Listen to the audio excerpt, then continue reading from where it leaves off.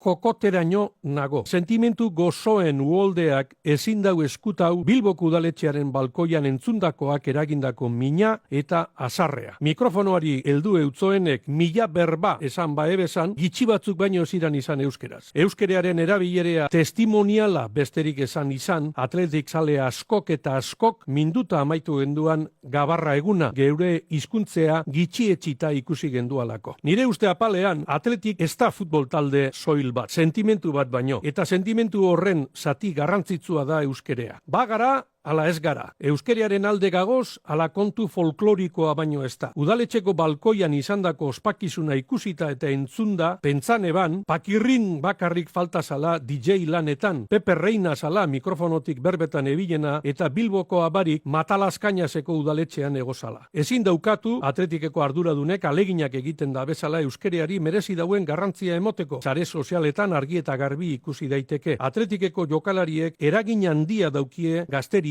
gehienek gaztelera utxean berba egiten badabe, zabaltzen damen mezua ez da bape eredugarria. Egoera honetan, euskerazko edabideetan lan egiten dogunok, eskean gabiltz beti, euskerazko adierazpenak lortu ezinik. Urte guzti honetan bizi izandakoa aztertuta, ezin dote esan euskerearen egoerak oberantz egin dauenik txarrerantz baino. Bakarrak bagara munduan, egunerokoan erakutsi behar dugu herri honen baloreekiko